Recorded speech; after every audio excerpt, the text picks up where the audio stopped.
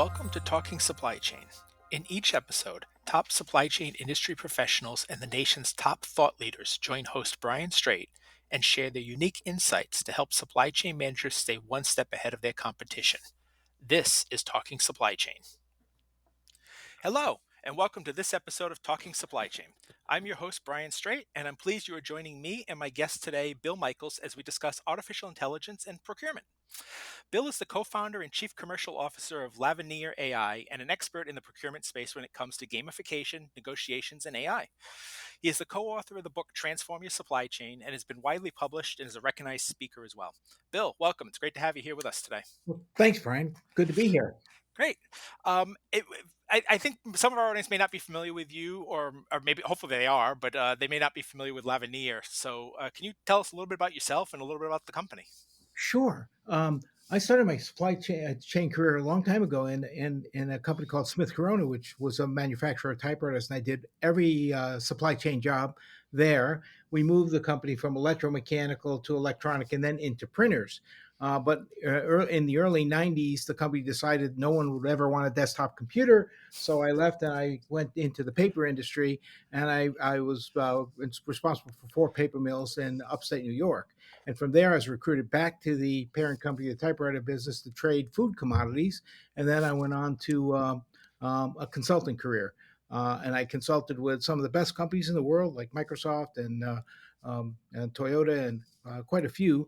GE did all the training for GE and Disney. So had that career, and then I sold the company to the Institute for Supply Management and worked there for a while. And then after doing that, I started um, the business for SIPS, which is the European Purchasing Association, and then came out and founded Lavenir.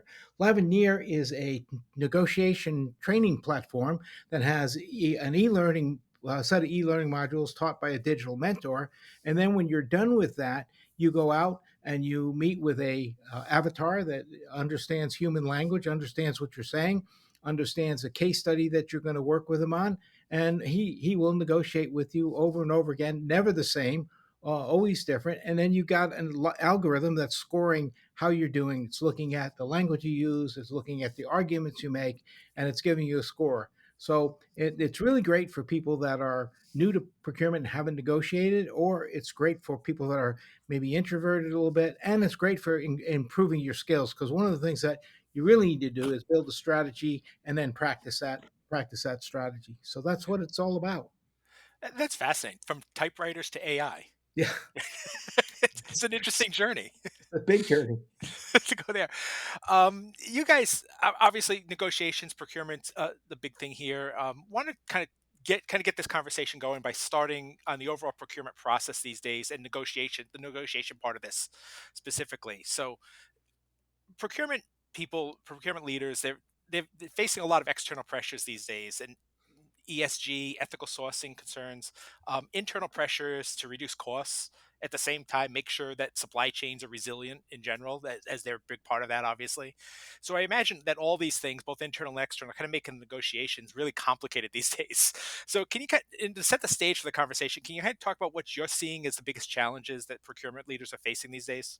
Sure. I mean, I see that risk, business alignment, and security are really important. I'll take you back a little bit. If we look at like the late 1990s going into 2000, companies decided to chase low cost labor. It seemed like a really smart strategy for many companies, but when we started into close to the pandemic, we had a lot of unforeseen events. We had a natural disaster in Japan, which wiped out a bunch of components like cell phones and film and a whole bunch of things. And then we had one in Thailand that wiped out memory. And then we had a bunch of trade wars, which were really making us rethink where do we want our supply chains to be. We had a pandemic, and we've got lots of geopolitical tensions. So I think one of the priorities that people are looking at now is how do I move my material from a risky area into a safer region near shore or onshore. And I think that it's really important for people to actually build that strategy, rebuild their supply chains. The other thing is we're starting to see that you mentioned ESG. ESG is really great.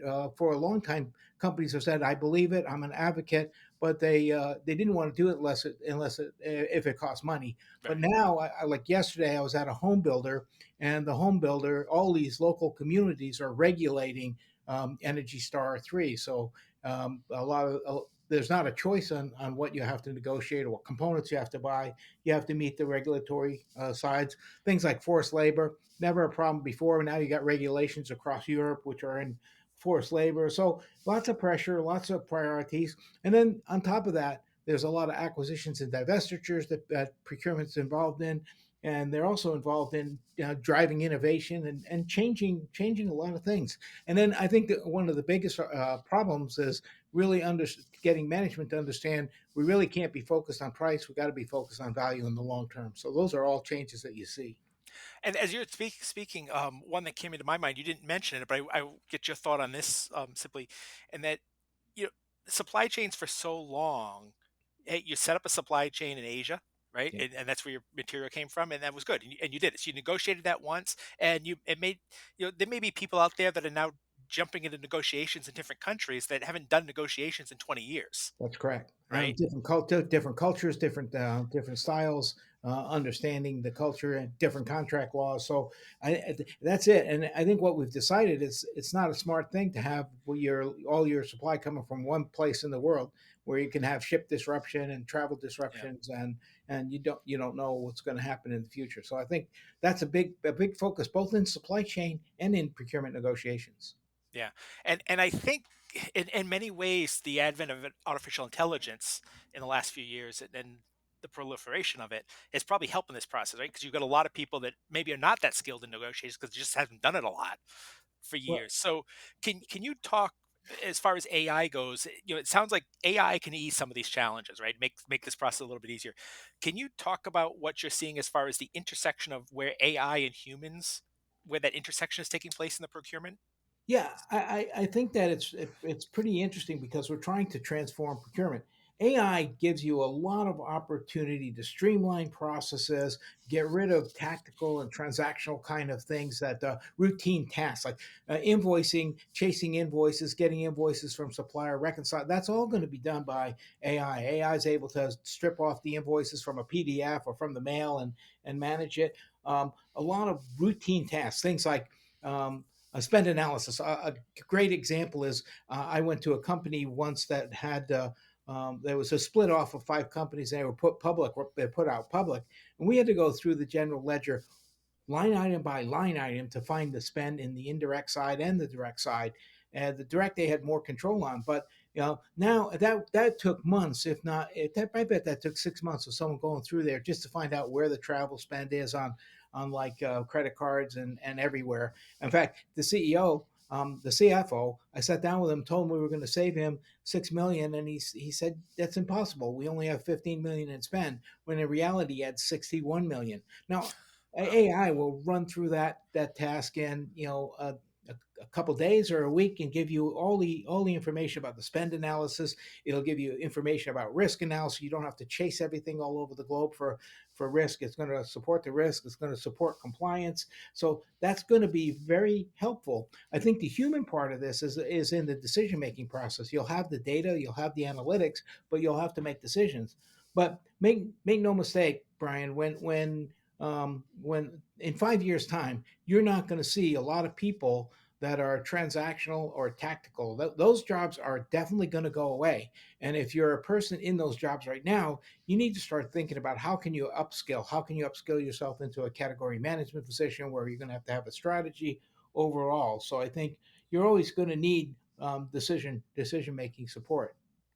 I think that's the last part of that is great because I think it leads right into my next question, and that is about how organizations need to think about AI usage and utilizing it. Because I think, and one of the things I compare to is, for years we heard about the software companies that said, "Hey, if you're still doing RFPs by Excel, you're doing it wrong," right? Yeah. And yet here we are in 2024, and we're still doing it by Excel. Yeah. Hasn't changed anyway.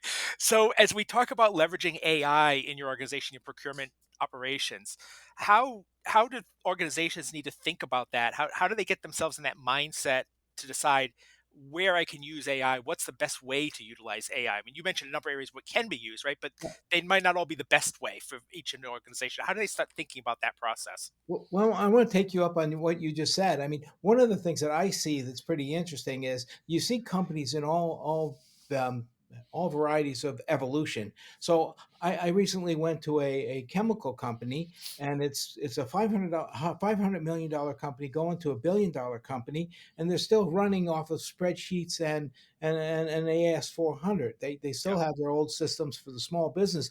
They don't have their data. They don't have any of their data in order. So I think before you can do anything with AI, you really got to clean up your house. You got to clean up the data. But the ways that you can use it is your global risk monitoring. The AI can measure every one of your suppliers. If a weather disaster is headed there, if there's a riot there, it's going to be able to report, get it back to you. And in a normal situation, in over time, in the olden days, and even now, some companies, they don't have the ability to do that. And if you're building a contract and you want contract clauses, the AI is going to help you build a contract. It's also going to help you look at compliance. This thing comes due in a year and tells you when to start negotiating again.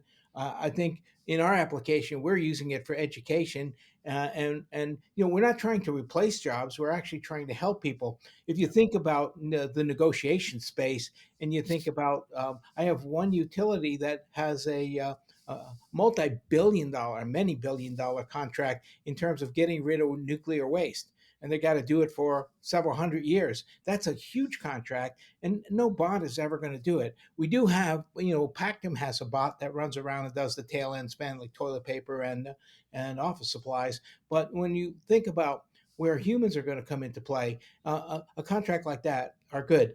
What the AI is not going to do, it doesn't have a contextual understanding. It really can't handle, ambiguous kinds of things. It's got limited creativity and no innovation. It depends on data, and it depends on the data being good data. And it doesn't have ethical or bias concerns. It doesn't think about, I'm going to pull this company and take it out of business. It does. It does that's not even a thing. I mean, it looks at logic and, this is a better way to do it, but it doesn't look at that, and it doesn't have any relationship or relational management skills. So it's going to be good on things like, risk management, contract compliance, education, all of those things. But it's not going to be able to do the human piece, which are the things I just said. Yeah, and you touched on the data, right? I think there's so many companies out there that don't understand the importance of the data. They just assume the AI is going to solve the problem. Yeah. And I have had several conversations with people in the last few months that are really concerned because, like, the whole idea of AI is that it learns, right? And so you make better decisions down the road, and that it is learning from data, that companies are installing it and their systems are learning from the data that they have, which is not good data. Right. So it becomes like that old game of telephone that we used to play, right? Where you whisper Yeah. to the, so that, hey, the AI right now sees this data set. And then 6 months from now, it sees that data set again, but it sees it from the point that it made the adjustment based on the data, the original data. And 5 years from now, you're making a decision that is 20 times removed from the original data, which wasn't correct to start with.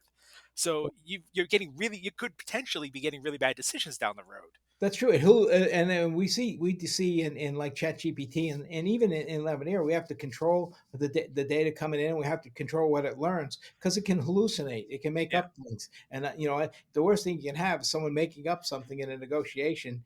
And what we have to really, we our tech guys really monitor what the AI is learning, because I don't want it to learn to to offer bribes. I don't want it to learn to do bad things, and I want it to, always be consistent. I want it to be as ethical as we can help it prompt it to be. So you really have to do, like you said, you really have to be on top of how do you manage the AI and what do you do. Yeah, I dabble a little bit on the side, just my own knowledge to learn some of this stuff on some AI art generator Hmm. platforms, and I'm amazed because it's the one platform that I've played with, and every once in a while, what I give it, and I'm not saying that I'm a great prompt writer, right? I'm trying to learn this myself, and I'll write a prompt expecting, something, let's say a bridge, and what it gives me is a camera, Yeah. right? Yeah. But Yeah. every time it doesn't understand, I think every time it doesn't understand what I'm telling it, it's giving me that same picture of the camera. Right. over and over again. I keep getting that over and over again. And I just imagine as I think about it, it's like somewhere down the road that someone is going to type in, give me a picture of a bridge, and they're going to get a camera, and they're not going to know the difference between a bridge and a camera. Maybe that's a language barrier or something. And oh, this is a bridge. Right. Right. Yeah, and, you know, if it doesn't know, I mean, even with ChatGPT, when I've been playing with ChatGPT, if it doesn't know, it might make up some data, and Yeah. then you have to look at it, and you can't trust it as the ultimate source without doing real research yourself to make sure Yeah. you're So not. I think the lesson that I think you're in essence saying too is that when the companies, when you go to input this, make sure that you've done the work first on the data. Make Yeah. sure your data is cleaned up and good. Well, in talking about data, we look at I'm one of the things I work with a data quality group that Joey Kerr has started, and one of the things that's interesting is to compare the supply chain function against the marketing function. I just talked to my wife about I'm thinking about buying this, and then I got 20 ads on Facebook, and the AI has picked it up through whether it's Siri or my TV even shows me ads about things I'm talking about. Just it's hard to believe. Yeah. But you go into store, they know you've been there, they know what you're looking at, and we are all the way back at, we don't we think $15 million is the travel spend when it's really 61. Yeah. Um, there are, like anything, and you touched on a little bit of this a few minutes ago, on some of the areas where AI may not work particularly well in Right. procurement. So there are areas certainly where humans are going to still be part of this process. Yeah. Can you just kind of like, so to clarify for the audience a little bit, some of those areas where you expect humans will still be a vital part of procurement negotiations? Well, I think in the book I wrote a while ago, I talked about supply chains really kind of integrating, and I think what you will see is over time we will integrate our supply chains as business systems, and we're going to have people that actually run those relationships down the supply chain. The other thing that's really interesting is Pierre Mitchell said it once, and I took it to heart. Is he said when you're picking a supplier, you're really starting to architect that supply chain. And the more and more that I watch how we're integrating our business systems and integrating the suppliers into a network, and we're creating competing suppliers. So if you look at automotive, you got a Japanese supply chain, a Korean supply chain, a domestic supply chain, and I think that where you build those relationships and you drive those relationships and you get people to work in let's say a regulated industry like pharmaceutical or aerospace, when you pick that supplier, you're especially pharmaceutical. You're picking a supplier. You're in a strategic relationship. You're going to be in that strategic relationship if it's a special active chemical for the life of the relationship, and you have to manage that relationship. You have to grow. You have to invest together, and I think that's where people are going to be making the decisions, at least in the procurement field, where they're going to be aligning supply chains, aligning the business plans, and then really working with suppliers across the chain to make the whole chain profitable and capable. That's a view I've held for a long time. Yeah. So humans are still going to be, for those of you who heard earlier say, well, in some areas, if you're doing this, you're going to lose your job down the road. Yeah, So upskill yourself, right? And yeah, that again gets to the heart of what you guys are doing at Lavenir too, right. right? Is upskill education, Yep. that standpoint. Um, and I go to this, and I read a survey not too long ago, and I don't remember who did it. Honestly, I've lost track of that now at this point. But in essence, what it said was that the majority of the companies in this survey are all on board with whatever the latest technology was. And it wasn't an AI specific, but just whatever the technology is, they're on board with it.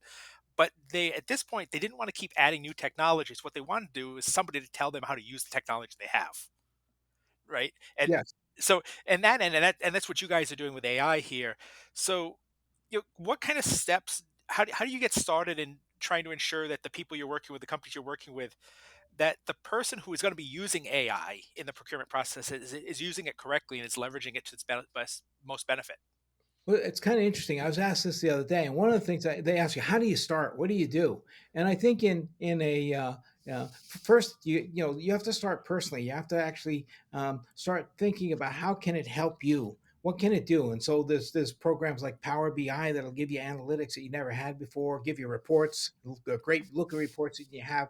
I think being able to use some of the digital assistants you have to tell you to be like I have one that goes on meetings with me and takes all the notes, records it, and keeps track of what we said we do, and that makes me more efficient, more productive. And I think from a personal standpoint, you can find some support. It's not very expensive. That will make you really enhance your career, because when you go up there and you've got these excellent reports, if you don't do that and someone else does, you're not going to be considered for upskilling or a position. So I think getting yourself in line, and then in the organization, I think you have to start saying, what is going to give us a return on investment. What is going to be a reduction of workload and tactical and it's really tactical and transactional work that's going to go away first, and what will help you get rid of the minutia of paper. And in the old days, I mean, I'm old enough to know that we used to have 6 carbon copies, and purchasing existed only to keep track of it and make sure that everybody knew what was bought. They did, it wasn't about cost and value improvement, year on year sustainability. It wasn't any of that stuff. But so I think you really have to look at what are the functions that give you good return, what are going to free you up so that you can actually be more strategic and make decisions. And then I think you need to bring those to your organization. I don't think getting the fanciest or flash thing of a day is going to help you unless you have a purpose for it. So the first thing you got to do is define, what are you really trying to do, what are you trying to achieve, what's the easiest to achieve. And again, the easiest to achieve is manage all these transactions and automate that process. Yeah. And then how can you then start to employ systems that are going to be taking you to the next level in terms of contracting or risk management or those things. I think you got to do what's going to pay you back first, what's going to free you up, and then what's going to be what's good for the organization. Yeah. So in order to adopt it, I love the carbon copy thing, by the way. As you're saying, I'm thinking, geez, I probably remember back in the day, the guy probably said, the boss didn't get the signed document, right? It's like, oh, I don't know. Well, isn't this, where's the other copies of it? I don't know. Maybe they got thrown out or something, right? And That's right. and I'm guessing now that's become I don't know. I don't know where the email went, right? Yeah, that's, I, that's I can't true. find the email now. So Yeah. the lost carbon copy has now been replaced by, I didn't see that email. Now it's going to text too. Yeah. So Didn't see that text. It must be blocked or something. I don't know. But going back to the topic here, and the once you figure out what you're doing and whatnot, you training has become so critical, right? To yeah, making sure that the people that are using this technology are using it correctly. So, that's right. two-part question basically here is that, one is, how do companies ensure that the training is being done, right? And especially if the ongoing training needs to be, taking place, right? I mean, you may have to do continual training, updated, etc. And then also, how do they ensure that what training that is taking place is the correct training and it's being done correctly? Well, I can talk from my perspective with the negotiation platform that I'm working on. Is what we're seeing is a lot of new people coming into the procurement field that have not been experienced in negotiation. So I'll Yeah, stick to what I right. know. They're not experienced, and then we have some introverted people that really don't like the relationship thing. And what we're finding is that by using our technology, we find people find it fun to negotiate with the avatar and get a score, and then say, oh, I can do better than that, and repeat it. So in most organizations, I built a internal college for one of the leading tech companies, and it was hard to get people to take the training. They're too busy. The day is busy. Everybody's busy. And then what you wind up is, when the licenses due, they're doing 6 of these e-learning modules at one time, and they're emailing and doing all this stuff and simultaneously doing it and not really getting the learning. But with ours, they get in it, they try it, they like it, they learn it, and then we can gamify it. So one of the things that we encourage companies to do is, put out a case study and then have them negotiate that case study, and do badges and stickers and whatever. I think gamified learning is one of the things that's going to be in something we're going to do in the future. In fact, I'm doing a talk on that next week, and it's really, how do you gamify the learning? How do you make it fun? How do you get people engaged? How do you cover 5 generations in the workforce? Because you have to get some of the baby boomers into the technology, and so you really have to really think through what's the best way to train, what's the best way to give them incentives to do the training and want the training. I think you're going to see even more changes in the not so distant future. I know in our platform, we're hoping that we can actually have interactivity on all the learning pieces, and I know that we're going to have some specialization and ways to get data to the avatars. So it's and we're changing that. So we have 5 different avatars. We have one right now, but we're building 5 with different personalities. So I can try the negotiation with a person that's unemotional, logical, only likes data. Then I can take the emotional one that works from the gut, and the business owner that has to have this item, or he's not going to have his business. So we try to make it fun. We try to make it relevant to what they're doing. We build custom case studies for people, and then we give them the feedback. So at the end of the negotiation, they get feedback from the avatar. The avatar sits down with them and says, "You could have used competition here. You didn't use this argument. You did this really well. You didn't notice the facial expressions or the body language. Try it again." And we find Yeah. that they do it and do it. They do it on their own time even. Huh. Yeah. I can't imagine myself arguing with the computer, although I've probably done that already in my life anyway. So Yeah. Well, it talks back to you and it understands everything you say. So, I'm sorry if you're frustrated with me, it says, and then it goes on. I get mad with my Alexa if simply says, "I don't know the answer to that." Like, Oh, how do you yeah. not know the answer, Alexa? So, Well, now they do because they have the access to the internet. They have the access to a lot of open files that you never thought they would have yeah, before, and it's amazing. yeah. I wanted to ask you a question on something that kind of is in the news and get your thoughts on this.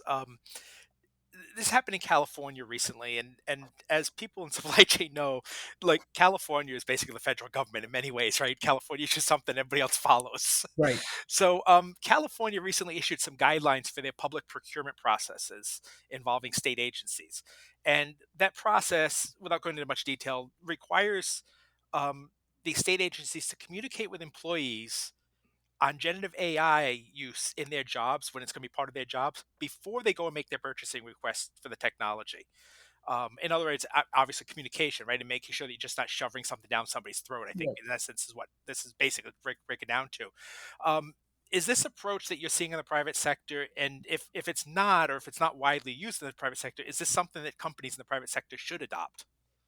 I haven't seen it used a lot, but I think about it, and I've done a lot of systems implementations over my career, and it's really a valuable model for the private sector. I think transparent communications and really getting people involved in the technology, and it can't hurt. It's gonna make your implementation much more successful. But I can tell you from all of the transformational change projects I've done in companies, there's 3 types of people. There are people that embrace change, and the people that embrace change usually do really well in their careers. They're embracing change. There are people that sit on the fence. They want to see if the change is going to go or not go before they commit to it.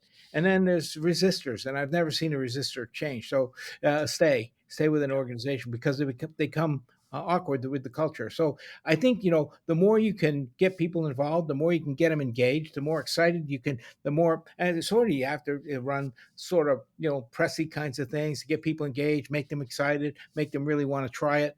I think that can only help an implementation of a system like this. Yeah, and honestly, with this, the younger generation of the workforce, right, that's coming into the workforce, that is in it the 20s ish, Yeah. 20s and early 30s, they have different value sets than many of us in the 40s, 50s, and 60s have, Right. and I think that's an approach that at some point, look, at some point, somebody has to be the boss and say, "No, we're doing this," right? Right. But I think that the more you can get people on board and excited about a project you're going to do, the Yeah. better chance you have that project succeeding, even if the project itself may not be a great project, Absolutely. That right? that's So, that's what I see. I mean, that's what I say. yeah, It can't hurt. And so normally I don't like those California lowers laws, but this one is probably not too bad. yeah. A final question before we run out of time. people listen to this, maybe what they want to say, hey, I can get AI into my procurement process and whatnot. Or big question. I think you maybe touched a little bit on it, but what advice can you give out there for them to get started in this? Is it deciding what it is they want to do? I mean, how do they get this process started? Well, I mean, I think it depends on the organization. Like I said, if you're really a small company and you're running off of spreadsheets, you got a long way to go because you got to really understand what data you have and how you're going to use it. I think if you're ready to kind of make some decisions, you need to look at what's really going to bring you the relief. I mean, if you're drowning in transactional work like invoices and POs and legal contracts, then what's going to bring you the most relief? And then I think you need to look at what's out there, maybe trial some of the stuff and see how does it help your organization? Does it really kind of streamline the business you want? And then start to build a business case for that. And then the last thing is, on a personal level, make sure you're actually getting some AI experience, whether you're using Chat GPT, and most people are now, or whether you're going to do a Power BI I think Zycus has got a thing called Merlin, which is a digital assistant. Anything like that that's going to help you, you try and do it. So on a business level, it's going to be based on need and ROI. On a personal level, it's going to be on career goals and looking good in your career. And if you're a smaller company, it's going to be on getting your data in order and getting yourself together so that you can at least you don't even know what you have in a lot of cases. I mean, um, there you have to figure that out. Yeah. Bill, I want to thank you so much for your time today, to talk on this subject. If people want to get in touch with you, how might they go about doing that? They can get me at bill@LavenirAI.com. All right, there you go, people. Thank you. Thank you, Bill. I want to thank Bill Michels for joining me today and all of you out there listening today. I hope you enjoyed the conversation. Very appreciative that you took time to listen to us. A new episode of Talking Supply Chain comes out each Thursday on scmr.com, so be sure to check it out. You can also subscribe wherever you get your podcasts so you never miss an episode. Until next time, this is Brian Straight, and you've been listening to Talking Supply Chain. Talking Supply Chain is produced by Supply Chain Management Review and Peerless Media.